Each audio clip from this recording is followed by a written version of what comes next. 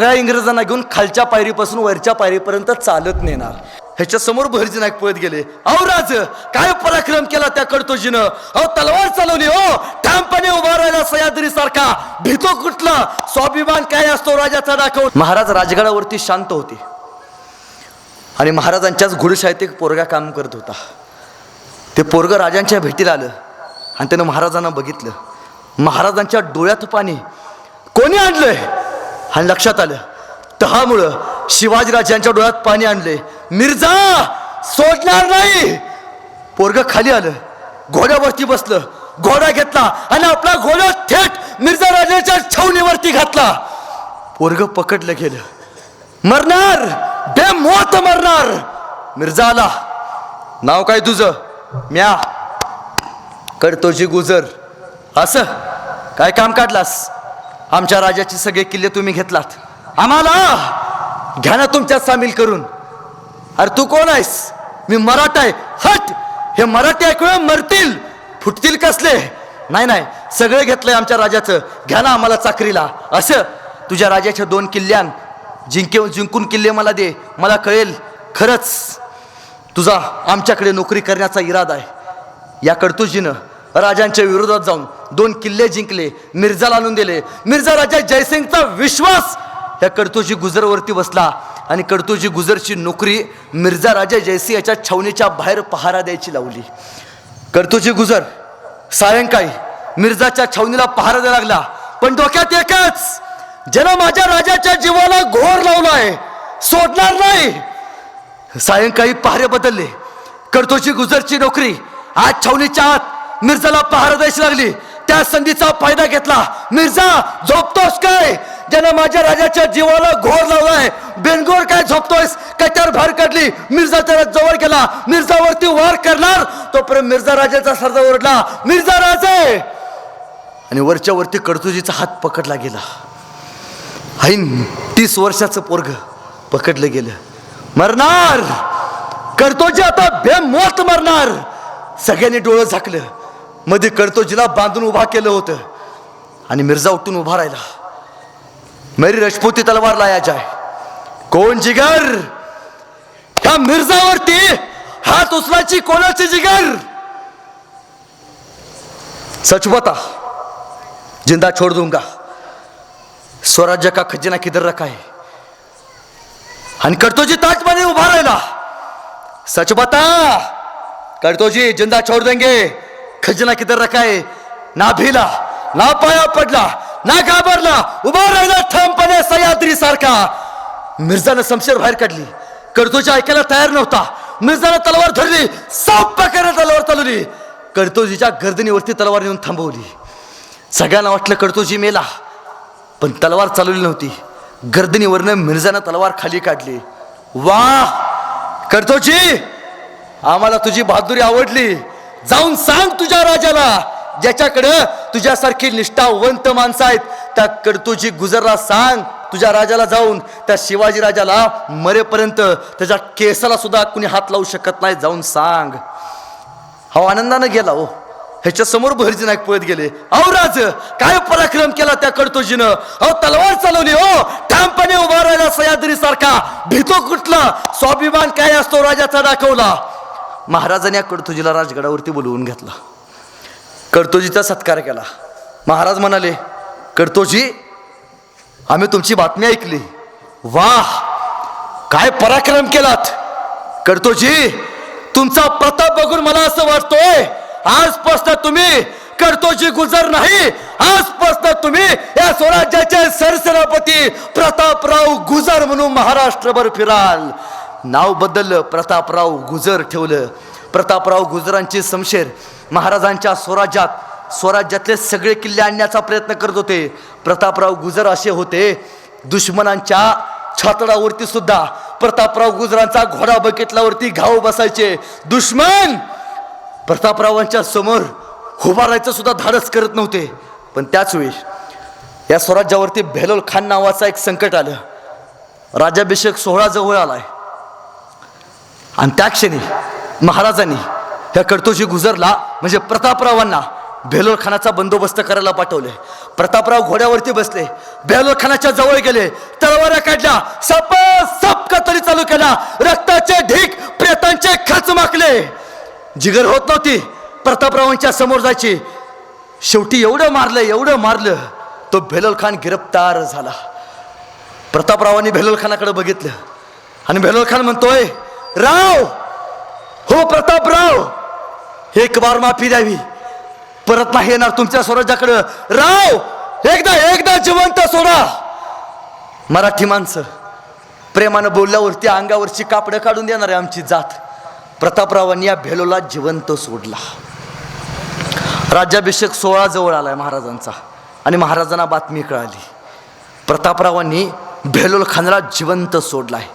आणि महाराजांनी पत्र पाठवलं, राव ही सेनापतीगिरी कसली, ह्याला शिपाईगिरी म्हणतात. तो बेलोल सापाची जात आज ना उद्या स्वराज्यात येणार, परत हल्ला करणार. राव बेलोलचं मस्तक छाटल्याशिवाय मला येऊन रायगडावरती तोंड दाखवू नका. राजानं सांगितले, बेलोलचं मस्तक छाटल्याशिवाय तोंड दाखवू नका. आणि एके दिवशी सायंकाळी प्रतापराव शांत बसले होते आणि त्याच दिवशी भरजी नाईक जवळ आले. नाईक, हो नाईक, शेकोटी पेटवली होती. नाईक, बेलोर खान येतोय, नेसरीच्या खिंडीतनं स्वराज्यात येतोय. नामी संध्याय, स्वाभिमान दाखवायचे.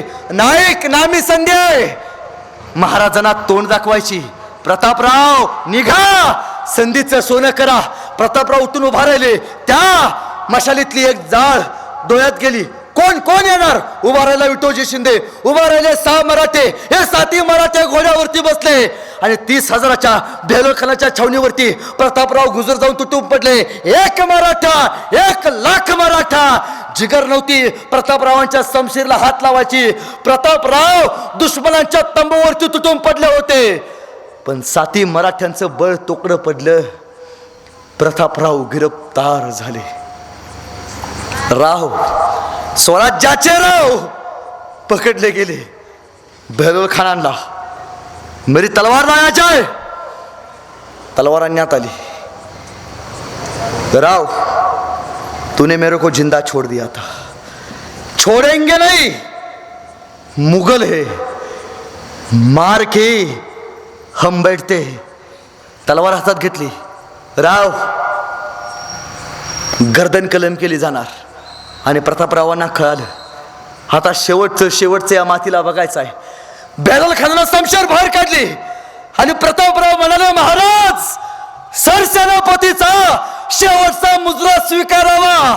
जातोय पण जाताना तोंड दाखवावं अशी कामगिरी करून जातोय. शमशेर बाहेर काढली, सब प्रतापरावांची गर्दन कलम केली. स्वराज्याचे सरसेनापती गर्दन धडाच्या वेगळी झाली.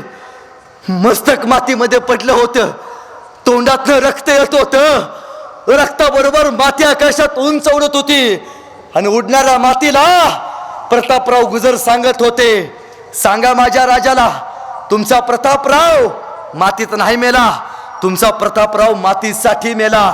अरे मातीत मरणारे कैक असतात, मातीसाठी मरणारे सरसेनापती प्रतापराव गुजर असतात, हे सांगत गेला. कवी कुसुमाग्रज या सुंदर गोष्टीचं वर्णन करताना असं म्हणतात, दगडांवर दिसती अजून येथल्या टाचा. दगडांवर दिसती अजून येथल्या टाचा, ओढ्यांवर तरंगे अजून रंग रक्ताचा. क्षितिजावर उठतो अजून मेघ मातीचा. अद्याप वीरांनी कोण वाऱ्यावर गात, वेड्यात मराठे वीर दौडले 7. वेड्यात मराठे वीर दौडले 7. 7 मराठ्यांनीच तर स्वराज्याचं स्वप्न राखलं होतं आणि महाराजांचा राज्याभिषेक सोहळा जवळ आला होता. पहिला राजा आहे जो छत्रपती झालाय. याच्या अगोदर कुठलाही राजा काढून बघा, त्या राजाचा इतिहास बघा. त्या राजाच्या नावासमोर महाराज लागेल, त्या राजाच्या नावासमोर राजे लागेल, त्या राजाच्या नावासमोर अन्य पदव्या लागतील, पण छत्रपती ही पहिली पदवी आहे जी महाराजांना दिली. कुणी दिली? देहूला जगद्गुरु संत तुकाराम महाराजांचं कीर्तन चालू होतं आणि महाराज कीर्तनात जाऊन बसले. तुकाराम महाराजांनी शिवाजीराजांना बघितलं आणि महाराजांना तुकोबराय सांगतात, महाराज परस्त्रीला आई मानायला शिका, व्यसन करू नका, 2 गोष्टी पाळा, स्वराज्याचं स्वप्न बघा. महाराज तुमचं नाव शिवाई देवीच्या नावानं शिवाजी ठेवलंय. महाराज शिव तुझे नाव, तुमचं नाव शिव, शिव तुझे नाव ठेविले पवित्र, छत्रपती सूत्र विश्वाचे.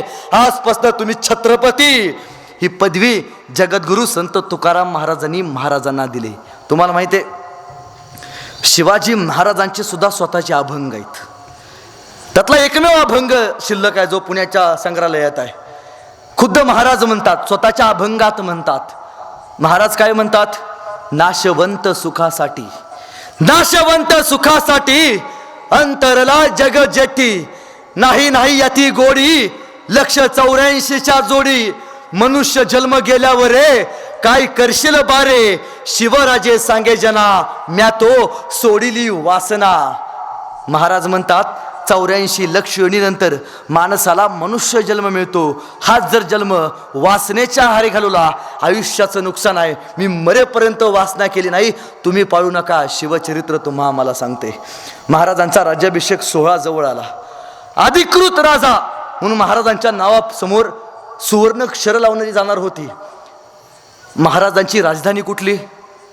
कोणती? रायगड. चूक. महाराजांची पहिली राजधानी राजगड. पण महाराजांना राज्याभिषेक सोहळ्याला एक अशी राजधानी हवी होती जी कैलासा इतकी निर्मळ असेल, ज्या किल्ल्यावरती एकाही रक्ताचा थेंब सांडला नसेल. एकच दुर्ग दुर्ग दुर्गेश्वर रायगड ठरली.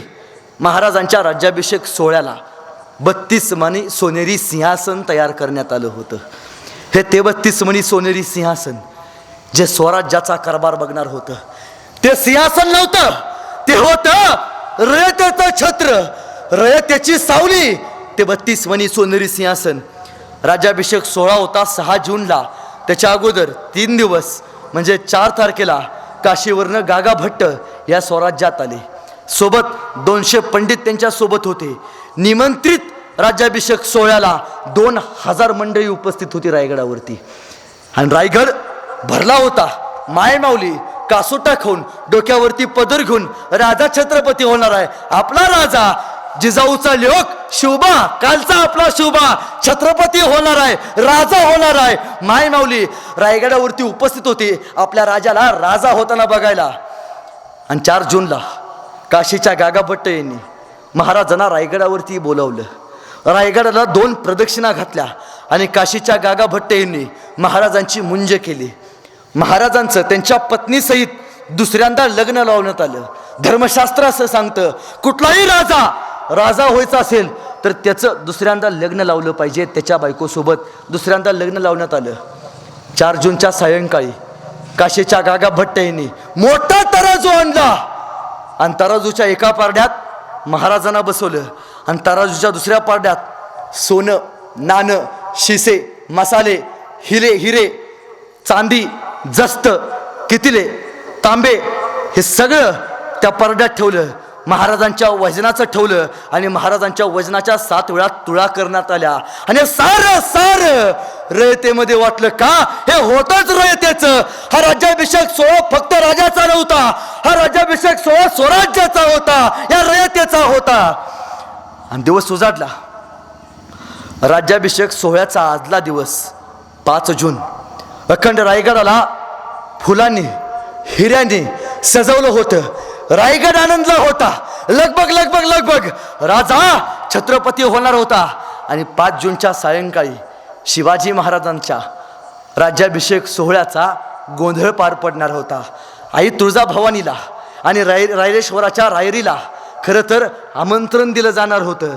सायंकाळी महाराज बसले, सोबत सहपत्नी बसल्या. गोंधळी आले. गोंधळी मामांनी आपल्या राजाला कपाळाला भंडारा लावला. आई तुळजाभवानीला निमंत्रण दिलं, साकडं घातलं. आई लोक छत्रपती होतोय, आशीर्वाद दे. शिरकाई देवीला जागरण गोंधळ घालण्यात आला आणि गोंधळ चालू झाला. आणि आपल्या गोंधळात गोंधळी म्हणतात, माझ्याबरोबर सगळ्यांनी टाळ्या वाजवायच्या. राजांच्या राज्याभिषेक सोहळ्याला गोंधळी म्हणतात.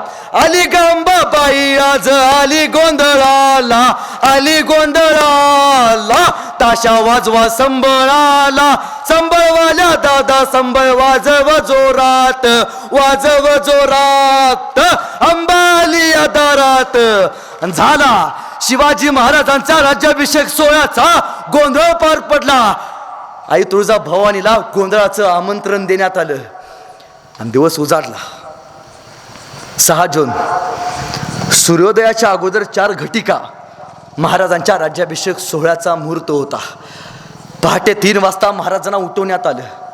महाराजांच्या डोक्यावरती दूध, महाराजांच्या डोक्यावरती तूप, मध आणि बेलपत्री पंचामृतानं महाराजांचा देह पोचण्यात आल्या.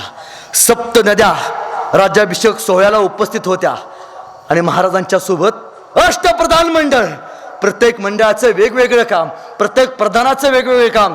8 लोक सोबत होती आणि एका साईडला महाराजांच्या पत्नी होत्या आणि महाराजांच्या शेजारी ती माऊली, ज्या माऊलीनं या स्वराज्याचं देखणं स्वप्न बघितलं होतं. त्या मासाहेब आपल्या लेखाचा राज्याभिषेक सोहळा बघत होत्या. आज ते कदम महाराज राजसदरेवरती आले, जवळ आले. 32 मणी सोनेरी सिंहासन राजांसाठी राजा व्हायला तयार होतं. रयत हातात फुलं तांदूळ घेऊन महाराजांच्या राज्याभिषेक सोहळ्याला आशीर्वाद द्यायला उभी होती. महाराजांनी अष्टप्रधान मंडळांकडे बघितलं. 8 अष्टप्रधान महाराजांच्या उजव्या हाताला उभा राहिले. डाव्या हाताला महाराजांच्या पत्नी आणि शेजारी 32 मणाची सोनेरी सिंहासनाच्या साईडला आऊसाहेब कडेवरती शंभूराजांना घेऊन उभारल्या होत्या. महाराजांनी पहिली पायरी चढली आणि महाराजांनी शेजारी बघितलं. शेजारी होते स्वराज्याचे सरसेनापती हंबीर मामा, हातात पंचामृताचा पेला घेऊन. जसं हंबीर मामाला बघितलं महाराजांच्या डोळ्यात सरकारला पाणी आलं. आज प्रतापराव असायला हवे होते. सेनापती होते स्वराज्याचे. बेहलोलच्या युद्धात शरणागती पत्करले.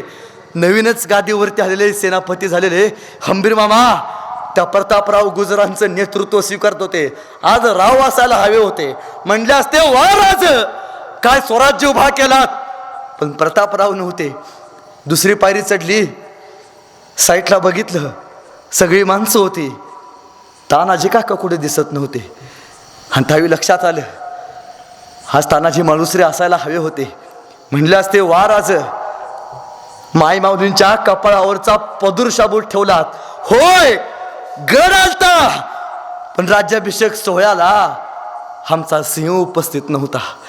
तिसरी पायरी चढली, आठवले शिवा काशीत, आठवले बाजी काका. ही माणसं असायला हवी होती पण ही नव्हती. ह्यांच्या रक्तानंच तर या स्वराज्याच्या विजयाच्या पायऱ्या रचल्या गेल्या होत्या. इतिहास काय सांगतोय? कान देऊ नाही का? इतिहास हे सांगतोय आयुष्यात किती मोठे व्हा, आयुष्यात किती मोठ्या उंचीपर्यंत पोचा. पण ज्या माणसांनी तुम्हाला त्या उंचीपर्यंत पोचवले ना, त्या माणसाला मरेपर्यंत विसरू नका. शिवरायांचं शिवचरित्र तुम्हाला मला सांगतोय. महाराज 32 मणाच्या सोनेरी सिंहासनाच्या जवळ गेले. महाराजांच्या हातात राजदंड देण्यात आला. हा तो राजदंड जो रयतेची न्याय निवाडा करणारा होता.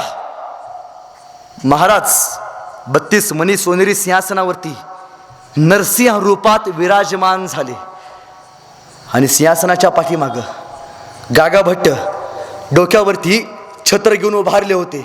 रयतेचं छत्र होतं आणि एकच आरोळी झाली. क्षत्रिय कुलवतंस प्रौढ प्रताप पुरंदर गणपती भूपती गजाश्वपती अष्टावधान जागृत अष्टप्रधान लष्टित न्यायालंकार मंडित शस्त्रास्त्र शास्त्र पारंगत महाराज राजाधिराज राजा शिवछत्रपती महाराजांचा विजय असो. महाराजांचा जय जयकार पार पडण्यात आला. महाराज राजे झाले, राजा शिवछत्रपती झाले. महाराजांचा राज्याभिषेक सोहळा संपन्न झाला. माय माऊली आपल्या राजाच्या राज्याभिषेक सोहळ्याला उपस्थित होती. हत्तीवरनं महाराजांच्या साखऱ्या वाटण्यात आल्या आणि सुवर्ण अक्षरात इतिहासानं लिहून ठेवलं. काय? द किंग ऑफ महाराष्ट्र नाही, द किंग ऑफ मराठा नाही, द किंग ऑफ स्वराज्य नाही, द किंग ऑफ इंडिया, अखंड हिंदुस्थानचे बादशाह नाव छत्रपती शिवाजी महाराज. सुवर्णक्षरात महाराजांचा राज्याभिषेक सोहळा पार पडला. हे सारं महाराजांनी तुमच्या माझ्या वाट्याला दिले. पण या इतिहासातनं काय शिकावं? बराच वेळ झालं बोलतोय.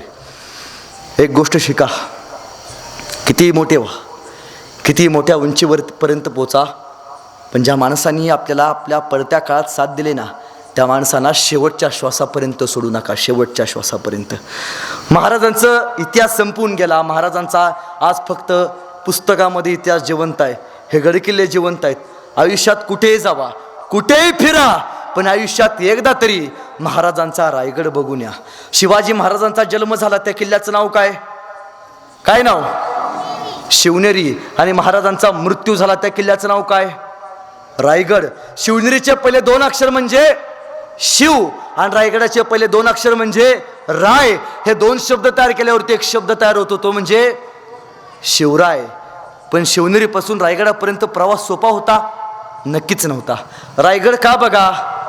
रायगड यासाठी बघा, लगीन झाल्यावरती आपण काय म्हणतो? लोणावळा, खंडावळा, काश्मीरला घेऊन चाला. नाही, काश्मीरला जाणार असला तर आता लगेच जावा, माघारी यायची गॅरंटी नाही.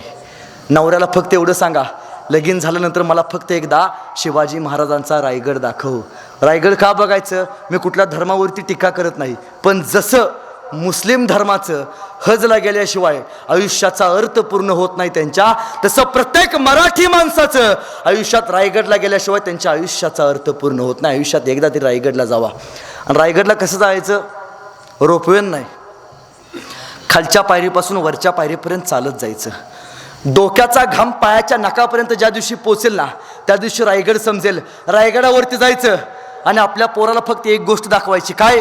जगातला पहिला राजा आहे ज्यानं स्वतःच्या वास्तूची गॅरंटी दिली. वास्तूची गॅरंटी, घराची गॅरंटी.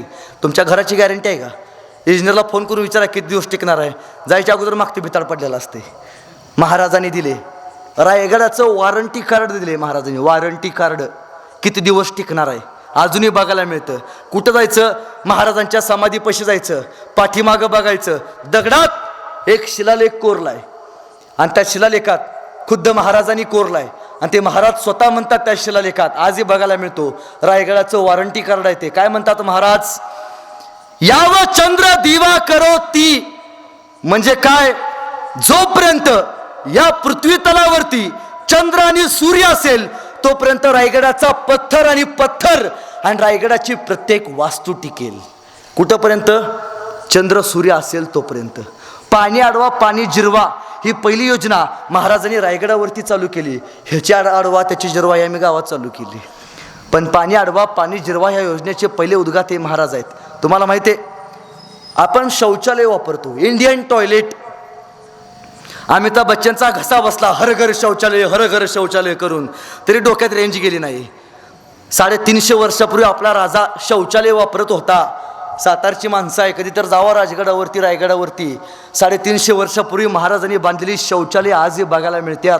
विष्ठेचं डिकम्पोजिशन कसं करायचं याचं तंत्र रायगडावरती बघायला मिळतं. मी मध्यंतरी रायगडावरती गेलो होतो. एक लहान पोरगा आलं, मला म्हणला, दादा मला एक उद्योजक व्हायचा आहे. म्हणलं होय, पण मी काय मदत करू? मला दादा माझ्या डोक्यात एक कल्पना आहे. म्हणलो काय? दादा मी आजपर्यंत ऐकले. म्हणलो काय? दादा मी आजपर्यंत ऐकले आपल्याकडे पॅकेज असतात. चलो रायगड. आपल्याकडे काय पॅकेज असतात? चलो थायलंड, चलो इंग्लंड, चलो अमेरिका, फिरून येऊया. दादा मी असं करणार आहे, इंग्लंडला जाणार. सगळे इंग्रज विमानानं मुंबईला घेऊन येणार. ह्या इंग्रजांना चालत एसटीनं रायगडापाशी आणणार. रोपवे नाही म्हणला. सगळ्या इंग्रजांना घेऊन खालच्या पायरीपासून वरच्या पायरीपर्यंत चालत नेणार. या इंग्रजांना सगळा रायगड फिरवून दाखवणार. महाराजांच्या समाधीपाशी नेणार आणि त्यांना सांगणार, बघा रे, हाच जगाचा बाप ज्यांनी 395 वर्षापूर्वी तुमच्या बापाची जिरवली होती. किती मोठा संस्कार आहे. त्याला काय वाटतं? बाहेरचं पर्यटन इथं यावं, इथल्या मायमाऊलीचं रक्षण जसं इथल्या राजाने केलं ना, जगाला कळावं आमचा राजा किती मोठा होता. अरे ज्या देशांचा इतिहास टिचबर आहे, ज्या देशांचा इतिहास टिचबर आहे, ते हातभर जगाला ओरडून सांगतेत आपल्या राजाचा इतिहास आभाळभर आहे. सांगायला फक्त आपण कमी पडतोय. आपल्या राजाचा गौरवशाली इतिहास आपण वाचला पाहिजे, सांगितला पाहिजे.